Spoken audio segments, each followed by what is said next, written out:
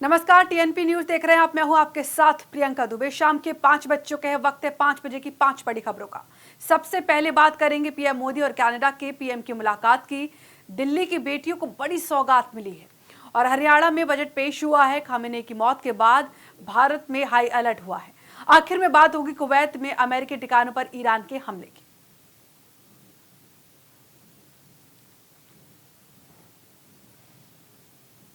और अब आपको सबसे बड़ी पहली खबर बता दें। प्रधानमंत्री मोदी और कनाडाई पीएम मार्क कार्नी के बीच सोमवार सुबह हैदराबाद हाउस में मुलाकात हुई।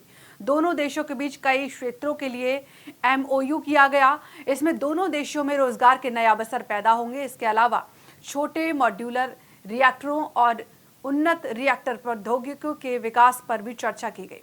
पीएम कार्नी के इस दौरे पर सबसे बड़ा मकसद भारत कनाडा के बीच 10 साल का यूरेनियम सप्लाई समझौता है।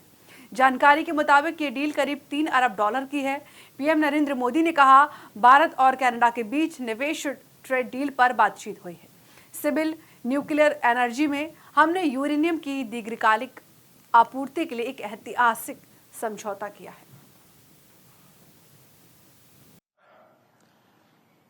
जब भारत और कनाडा साथ खड़े होते हैं तो हम केवल दो इकोनॉमी नहीं जोड़ते, हम कैपिटल और कैपेबिलिटी का एक इकोनॉमिक फोर्स बनाते हैं। हमारी कंबाइंड जीडीपी $6 ट्रिलियन से अधिक है, लेकिन हमारी असली शक्ति हमारे एम्बिशंस में है। इस साझा एम्बिशंस को आगे बढ़ाने के लिए मैं कुछ सुझाव आपके सामने रखूंगा। पहला, क्लीन एनर्जी। ये दोनों देशों की प्राथमिकता है। आज हमने न्यूक्लियर के क्षेत्र में सहयोग बढ़ाने का, यूरेनियम की लॉन्ग टर्म सप्लाई के लिए कॉन्ट्रैक्ट किया है। थोड़ी देर पहले हमें कामेको के सीईओ के सकारात्मक विचार सुनने का अवसर मिला। हमें small modular reactors, advance reactors और न्यूक्लियर वैल्यू चेन में मिलकर के आगे बढ़ना चाहिए। क्रिटिकल मिनरल्स में आज हमने रिजिलियंट सप्लाई चेन बनाने के लिए कदम उठाए हैं। हम बैटरीज और एनर्जी स्टोरेज में कनाडा की इनोवेशन और भारत के स्केलिंग कैपेबिलिटी को जोड़कर आगे बढ़ सकते हैं।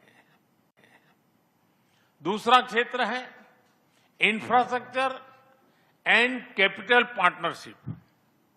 इस वर्ष के बजट में हमने इंफ्रास्ट्रक्चर के लिए $130 बिलियन का रिकॉर्ड एलोकेशन किया है। नेशनल इंफ्रास्ट्रक्चर पाइपलाइन के तहत $1.3 ट्रिलियन का निवेश हो रहा है।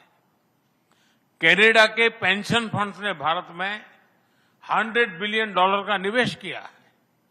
यह गहरे विश्वास को दर्शाता है। मैं आपको भारत की इंफ्रास्ट्रक्चर ग्रोथ स्टोरी का भाग बनने के लिए आमंत्रित करता हूं। तीसरा, एआई। हम मिलकर जॉइंट एआई कंप्यूट कॉरिडोर्स बना सकते हैं। स्टार्टअप्स के लिए एआई इनोवेशन सैंडबॉक्सेस बना सकते हैं।